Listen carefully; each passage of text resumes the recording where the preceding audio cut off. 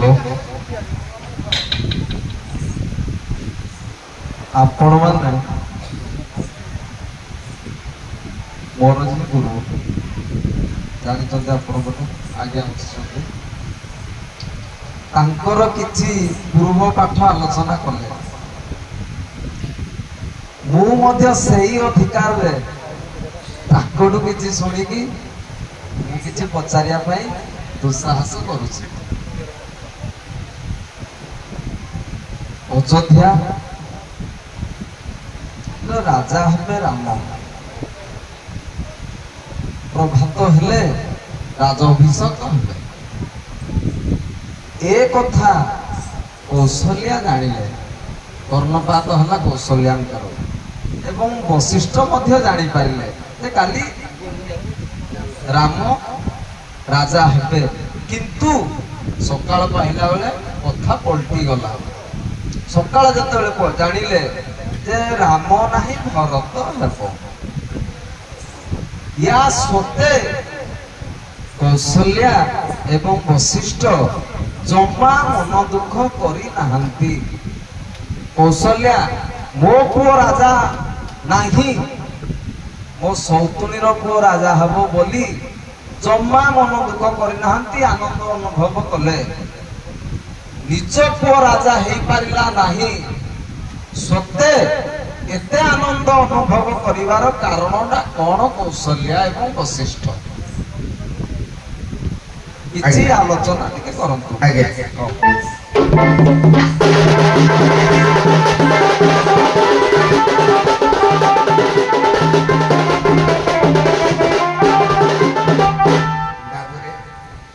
देशबोध बड़ भाई सम्मानित दंडवा कोन कारण लगा सम्मान करते पाला गाय सम्मान करते। हेलो टिके हमर साकसिंगार रक्की बाबू श्रीगिड़ा बायधन को 20 टंका प्रदान करछन्ते ग्रहण करंतु से कहिले जे डाकी देलो नियो से भाई कर मंगल करंतु देव महादेव बलानंद कुमार सह परिवार सुख शांति रखितांतु लक्ष्मी ताक गृह रे वास करंतु एति मोर प्रार्थना मो भक्ति हिसाब रे प्रभु मंगल करंतु बलानंद कुमार हरि बापारे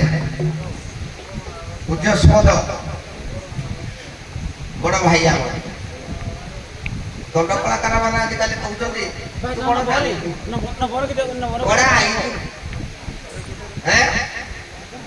सम्मान देले सम्मान शिखिल पूज्यस्पद बड़ भाई ठेकर अच्छा मोर जदि त्रुटि रही भाई समाधान करेंगे भाई का जदि त्रुटि जो जगह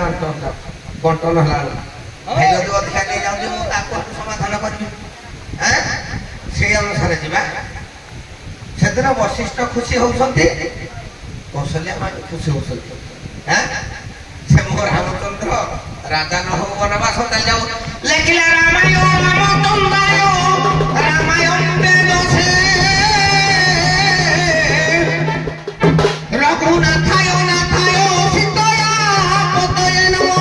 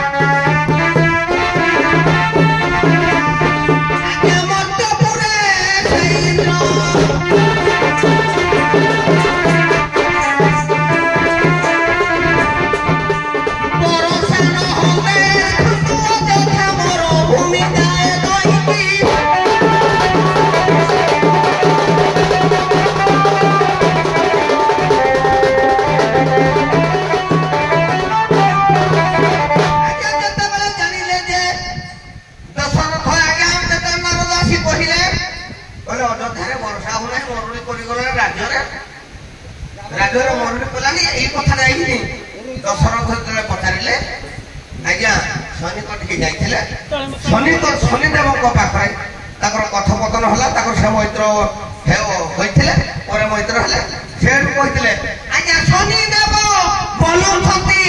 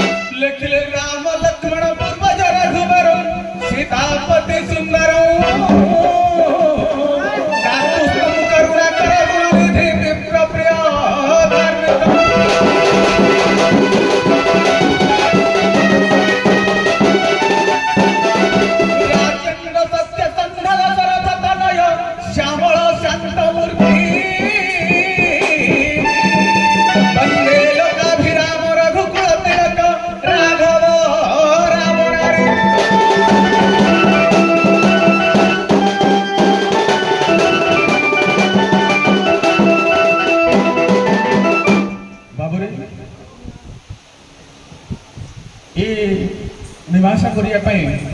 राम 14 वर्ष वनवास जी अथच माँ एवं गुरुंर मुखरे दुख नहीं बर हस अनेक मत था बेले गोटे मतरे मनोज बाबू जाऊे सी अलग बाटर आणिकी अवश्य ठीक जगह मिसौले तथापि आरंभ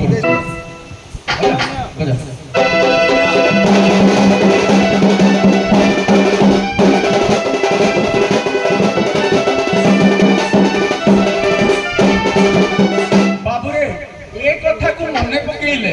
शुणिले आमर गणक शास्त्र टिके शंका जाता मन गोटे आज्ञा समस्त प्रजागण सम्मुख राज दरबार अनेक गणक थाई ज्योतिष मान थाई रामचंद्र अभिषेक हो सी गणना कले किंतु गणना जो भूल प्रमाणित है हास्यास्पद नुह ब्राह्मण जाति की निंदा नुह किंतु नुह निंदा नुह कहीं तार मत आने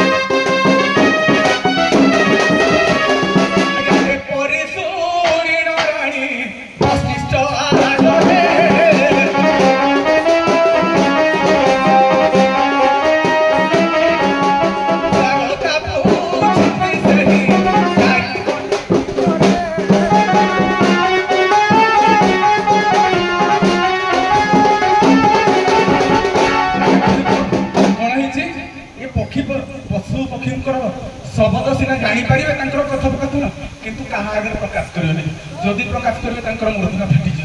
आज्ञा तेणु आज्ञा विचारिले मन मध्य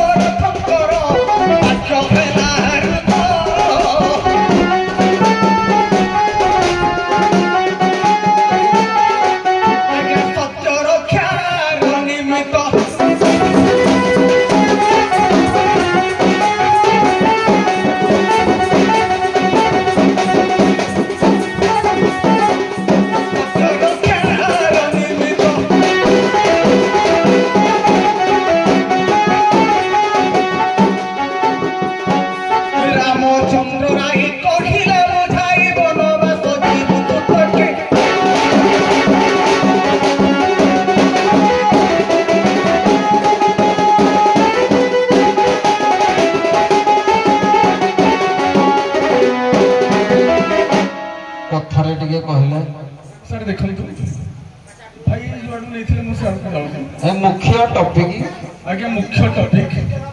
दुर्वासा बरे आज्ञा कौशल्या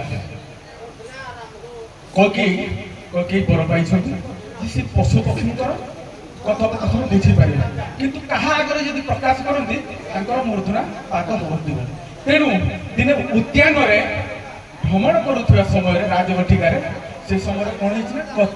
कपत कपति के सुहास से माने कथोपकथन होती जी अयोध्यापुर अकाल ग्रास 14 वर्ष पर्यंत अयोध्या साकेत नगर में जी राजा है निश्चिंत तेणु माँ कौशल्या अपेक्षा माँ ककी राम अधिक भल पाते तेणु से चिंता कले किसी गोटे उपाय कर रामचंद्र को 14 वर्ष पर्यंत राजनगर दूरे रखा ये कथा को मंथरा सहित कथोपकथन है मंथरा सूचई देले तमें जो बर दीटा तुमको दशरथ करते युद्ध समय चक अखर आंगुली गेंजी तमें उद्धार कर दशरथ को से समय तुमको जो बर देते से दीटा माग प्रथम बर राम 14 वर्ष वनवास जी द्वितीय बर भरत राजा हे किंतु माँ जानी जे भातृभक्त भरत केबे अयोध्यापुर राजा हम ना तेणु सी एक कथा कहले तेणु आज्ञा नंदीग्राम रामचंद्र 14 वर्ष वनवास गले अयोध्यापुर भरत आसिले कि शत्रुघ्न आसिले कि नंदीग्राम लक्ष्मण गले रामकर सेवा करने भरतर सेवा कले शत्रुघ्न आपण कहले कथार जे राम राजा हे बोली समस्ते जानिले किंतु भरत हेले ए कथा जानिला परे कौशल्या दुख करवा कथा जे मो पुओ हेई पारलानी मो सौतुणीर पुओ राजा हबो एटा तो आपण करथला प्लॉट जे ये कौशल्या काहे की खुशी हेले दुख करी नाहंती आज्ञा କଥାରେ କହ ଶୁଣନ୍ତୁ ମୁଁ ତ ଯୋଉ ଜାଗା ନେଇଥିଲି ଏଠୁ ଭାଇ ଧରିଲେ ପ୍ଲଟଟା ମାନେ ବଶିଷ୍ଠ ଏବଂ କୌଶଲ୍ୟା ଏ ଦି ଜଣ ଖୁସି ଅଛନ୍ତି, ଦୁଃଖ ନାହିଁ। ଆଜ୍ଞା ବଶିଷ୍ଠ ବି ତାଙ୍କ ପୁରୋଧା ଗୁରୁ କୁଳଗୁରୁ ଯେତେବେଳେ ଜାଣିଲେ ପକ୍ଷୀ ମାନଙ୍କର କଥୋପକଥନ ଚକୁଆ ଚକୁଙ୍କର କଥା ଶୁଣିଲେ ବଶିଷ୍ଠ ଆସିକି କହିଥିଲେ କାହାକୁ ସୁମିତ୍ରା କହିଲେ ତୁମେ କିଛି ମନ ଦୁଃଖ କରିବା ଦରକାର ନାହିଁ। କାହିଁପାଇଁ 14 ବର୍ଷ ପୁରା ଅଯୋଧ୍ୟାର ଶନି ଦଶା ପଡିଛି, ଶନି ଦଶା 14 ବର୍ଷ ପଡିଛି, ତୁମେ ମା ହେଇକି ମନ ଦୁଃଖ କିଏ କରୁଛ? ଭାଇ ଯୋଉଟା କହିଲେ କହିକି ରାମଚନ୍ଦ୍ରକୁ ବହୁତ ଭଲ ପାଆନ୍ତି, ରାମାୟଣ ଆଜ୍ଞା ଏଟା ବିଧାନସଭା ପାର୍ଲିଆମେଣ୍ଟରେ ବି ପାସ୍ ହେଉଛି ସେ ଗୋଟେ କଥା। କିନ୍ତୁ ବଶିଷ୍ଠ ଆଜ୍ଞା କହିଥିଲେ ମାକୁ କହିଥିଲେ ଯେ ତୁମେ ମନ ଦୁଃଖ କରିବାର ନାହିଁ। ମା କହିବା ଦ୍ୱାରା ପ୍ରଭୁ ମା ଗୁରୁ କହିଥିବା ଦ୍ୱାରା ବଶିଷ୍ଠ ମା ସେଥିପାଇଁ ଚିନ୍ତା କଲେ। ଆଉ ଗୋଟେ କଥା ହଉଛନ୍ତି ଭାଇ ଶ୍ଳୋକ ପଢୁଥିଲେ ରାମ ଲକ୍ଷଣ ପୂର୍ବ ଜନ୍ମ ରାମ ଲକ୍ଷଣ ପୂର୍ବ ଜନ୍ମ ରଘୁବରମ ସୀତାପତି ସୁନ୍ଦରମ କାକୁସ୍ତମ କରୁଣାକର ଗୁଣନିଧି ବିପ୍ରପ୍ରିୟ ଧାର୍ମିକମ ରାଜେନ୍ଦ୍ରମ ସତ୍ୟ ସନ୍ଧ ଦଶରଥ ତନନ୍ୟ ଶ୍ୟାମଳମ ଶାନ୍ତମୂର୍ତ୍ତି। ଭଗବାନ କଣ ପାଇଁ ତ୍ରେତୟା ଯୁଗରେ ଆସିଲେ କି? ଯଦି 14 ବର୍ଷ ଭଗବାନ ଯଦି ନ ଯିବେ ଏ ଯୋଉ ଧର୍ମକୁ ସ୍ଥାପନ କରିବ କିଏ? ମୋ କଥା ସେଆଡେ ନାହିଁ। କୌଶଲ୍ୟା ବଶିଷ୍ଠ ରାମ ରାଜା ନ ହେଲେ ଭରତ ହେବ, ହେଲେ ମଧ୍ୟ ଖୁସି। ଭରତ ହେଲେ ଆଜ୍ଞା ଭରତ ରାଜା ହବ ହେଲେ ମଧ୍ୟ ଖୁସି ହେଲେ କାଇଁ ଦୁଃଖ କରିବା କଥା? ମା ମୋ ପୁଅ ହେଲାନି ଆଉ ଜଣଙ୍କ ପୁଅ ହବ ହେଲେ ମଧ୍ୟ କୌଶଲ୍ୟା ଦୁଃଖ କରୁନାହାନ୍ତି, ଆଜ୍ଞା ବଶିଷ୍ଠ ଦୁଃଖ କରୁନାହାନ୍ତି। ମାଟା ସିନେ ନିଜ ପୁଅକୁ ଟାଣି ହବ, ଗୁରୁଟା ତ ଛାତ୍ର ତାର 4 ପୁଅ ଯାକ 4 ଭାଇ ଯାକ, ଗୁରୁଟେ କଣ ପାଇଁ ବଡ ସାନ କରିବ? ତେଣୁ ୟାର ଅନ୍ୟ ଗୋଟେ ଦିଗକୁ ଯିବା। ଦେଖନ୍ତୁ ଦଶରଥ ଜଟାୟୁ ସହିତ ସତ୍ୟ କରିଥିଲେ ଯେ ତମର ପ୍ରଥମ ପୁତ୍ରକୁ ମତେ ଦାନ ଦବ, ମୁଁ ତାକୁ ପୁଅ କରିବି। ଯେତେବେଳେ ସେ ସ୍ୱର୍ଗରୁ ତଳକୁ ଖସୁଥିଲେ ମରି ଯାଇଥାନ୍ତେ, ପୃଷ୍ଠ ଦେଶରେ ଧାରଣ କରି ରଖିଲେ, ମୈତ୍ର ହେଲେ। ତେଣୁ ସେଇଥିପାଇଁ ଆଉ କିଛି ଭକ୍ତଙ୍କର ଅଭିଳାଷକୁ ପୂରଣ କରିବା ପାଇଁ ରାମ ଯାଉଛନ୍ତି ବନ। ଆଜ୍ଞା ଟିକେ ନା ଆପଣ ଯୋଉଟା କହିଲେ ଜଟାୟୁ କଥା, ତା ପୂର୍ବରୁ ଲୌକେଶୀ ବି ଦଶରଥକୁ କହିଥିଲେ। ହଁ ଯେ ଶୁଣ ଆଜ୍ଞା, ଜଟାୟୁ କଥା କୌଶଲ୍ୟା ଆଉ ବଶିଷ୍ଠ କେମିତି ଜାଣିବେ ଯେ ସେ ଖୁସି ହେବେ? ନାଇଁ ରାମ ଯାଉ ମାରିଦବ, କେମିତି ଜାଣିବେ? ଆଜ୍ଞା ଏଟା କହୁନି ଆଉ ସେ ଖୁସି ହେବେ। ରୁହନ୍ତୁ ଟିକେ, କେଉଁ ନ୍ୟାୟରେ ଖୁସି ହଉଛନ୍ତି? ଭରତ ରାଜା ହେବେ ବୋଲି ସେ ଦୁଃଖ କରିବା କଥା, ହେଲେ ମଧ୍ୟ ଖୁସି ଅଛନ୍ତି। ରାମ ଆଜି ନାହିଁ, ଭରତ ହବ, ହଉ ଭରତ ହେଲେ ମଧ୍ୟ କିଛି ଅସୁବିଧା ନାହିଁ। ପୂର୍ବରେ କଣ ଗୋଟେ କିମ୍ବଦନ୍ତୀ ଥିଲା ସେଇଟା ଆଜି ଜାଣିଛନ୍ତି ସେମାନେ, ସେଥିପାଇଁ ଦୁଃଖ କରୁନାହାନ୍ତି। ସେ ପୂର୍ବ କିମ୍ବଦନ୍ତୀଟା ଟିକେ ହବ କୁହନ୍ତୁ। ଦେଖନ୍ତୁ ରାମାୟଣ ରାମଙ୍କର ଜନ୍ମ ଆଉ ବନବାସ ଯିବାର କିମ୍ବଦନ୍ତୀ ଅନେକ ଅଛି। ତା ମଧ୍ୟରୁ ଗୋଟେ କହୁଛି ଆଜ୍ଞା ସୁନ୍ଦରୀ ସ୍ୱୟଂଙ୍କର କଥା କହୁଛି ଯେ ସିଏ କଣ ହେଇଛି, ଯେତେବେଳେ ସୁନ୍ଦରୀଙ୍କୁ ଦେଖିଛନ୍ତି କିଏ ନା ନାରଦ ଏବଂ ପର୍ବତା ଋଷି, ଅମ୍ବରୀଶଙ୍କର କନ୍ୟା ସୁନ୍ଦରୀ, ତାକୁ ଦେଖିଛନ୍ତି ଯେତେବେଳେ ନାରଦ ଏବଂ ପର୍ବତା ଋଷି ତାଙ୍କର ରୂପରେ ମୋହିତ ହୋଇ ତାଙ୍କୁ ବିବାହ କରିବା ପାଇଁ ଯୋଜନା କରିଛନ୍ତି। 2 ଜଣ ଯାକ 2 ଜଣ ଯାକ ବିଷ୍ଣୁଙ୍କୁ ମାଗିଛନ୍ତି ବର ଆମକୁ ସୁନ୍ଦର ରୂପ କରିଦିଅ।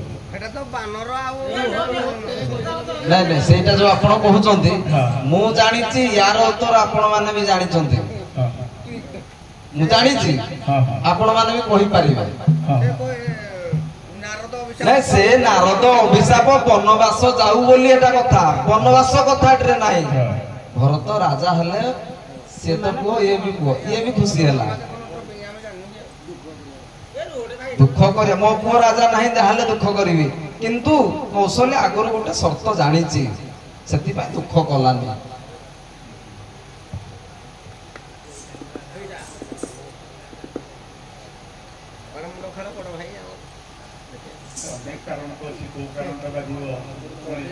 एक्चुअली मो बही पढ़ा ना मत आज्ञा कही काली राति मुझे शुणिक आज पचारि दौर पेंडाल अच्छी गोटे नहीं कि तो वनवास पूर्व से अहिल्या उदाहरण वनवास पूर्व राम वनवास गले ये मुक्ति हम ये कड़े ना कौशल्या जाए आसे ना से कथा खुशी अच्छा दुख ना हाँ कौन पाई खुशी है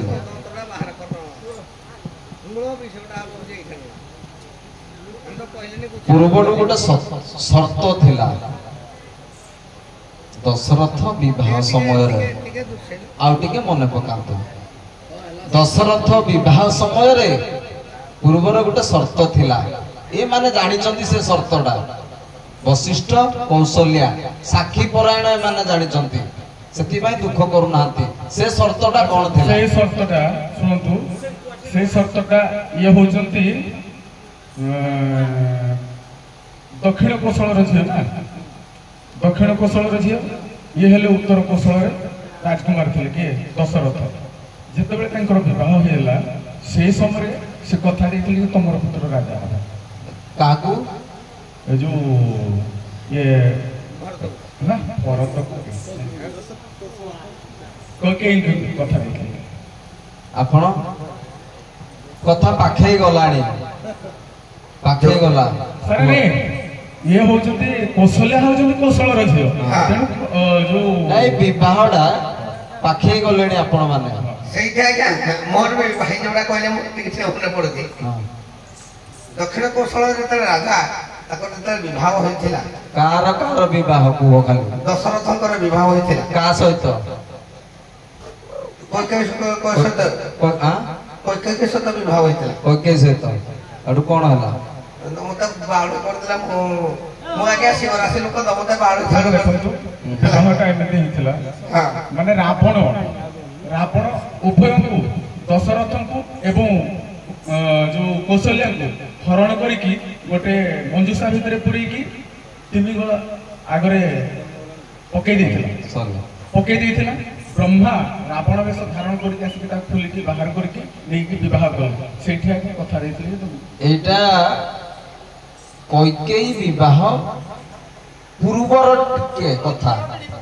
से कथा छिड़िला तापर विवाह होला आगो शर्त रहिला आज्ञा तापर विवाह एटा होची माने कौशल्याकर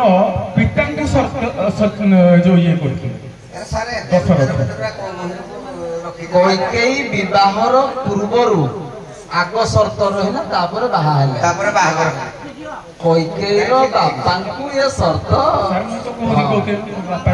कैकेयीर बापांकु शर्त करथिले जे तम नाती ही राजा हबो साकरना हां ए कथाटा से दी जण सुनी थिले ए शर्तटा आगुरु जेहेतु शर्त रखिचंती तांको पति राजा रखिचंती तांकर मान रखिबा निहाती दरकार एति पाए से दी जण मन दुख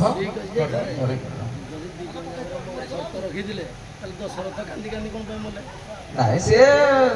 तांकर भावटा पुत्र प्रति अलगा थिला से मोहरे पड़ी गले आ देखंतु ऋषि भृतेषु हौ एबे आमे बिनाकार कारवाणी को आमंत्रण करिवा मंच को प्राइज